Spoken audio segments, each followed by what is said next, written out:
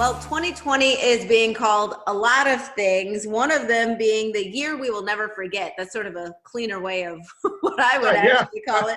But this is a year, that was unexpected, but could we have planned for it? That is an interesting question, and one that we posed this Money Monday to our resident financial expert, Kyle Winkfield of Finley Alexander Wealth Management. Thank you so much for being with us.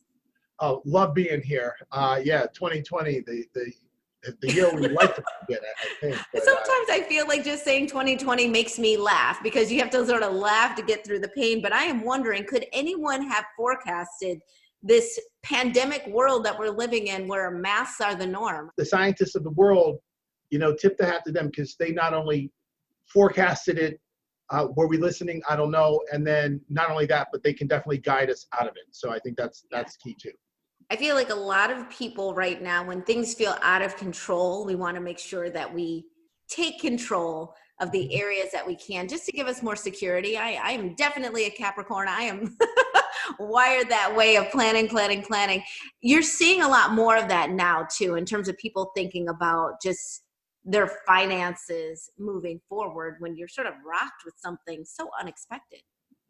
Yeah, I am seeing one. I'm glad I'm seeing it. I sometimes I don't care what motivates folks. I'm just glad that they're moving in the direction of planning and being more financially secure. But what I did notice is that prior to the pandemic, we saw an aspirational economy and people aspiring. You look at social media, people showing you how great their life is. You go back home and say, well, mine stinks. But I think now we've shifted to a needs-based economy, and people are starting to think, what do I need to do? And I think what they're noticing, 2020 was full, when this happened, we noticed that our lives were full of wants, and to the point where we couldn't even take care of our needs when the rubber met the road for some of us. So some of us, it's been really a huge struggle with business owners not knowing if they're going to keep their business open, people that are in food bank lines, losing their jobs. And then there's the other America, right? That they got every project done in the house. They're buying new houses. They're pool contractors are showing up, patio contractors are showing up. And I think when I see that, I'm like, well, if there's anything I've seen an uptick in, is people saying, what do I need to get done so that if and when this ever goes down again or something hits my household, I'm financially prepared. Absolutely. So that is the question as we're going into 2021, what should be at the top of our list when it comes to planning? Top of the list comes to planning. Well, number one, you got to get clarity. So clarity is my biggest thing. Before you can do any kind of planning, you got to be very clear on what's coming in and going out, right? So people call that budgeting, and then they don't do it. But if you just track your spending, and I've got a great lifestyle spending worksheet that I give folks to just help them track their spending so they can see what's going in and coming out.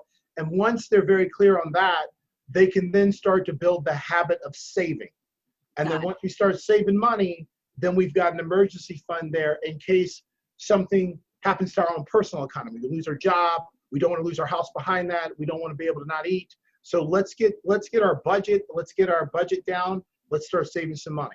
You have some resources for us to help us navigate our planning going into this new year, right? I do.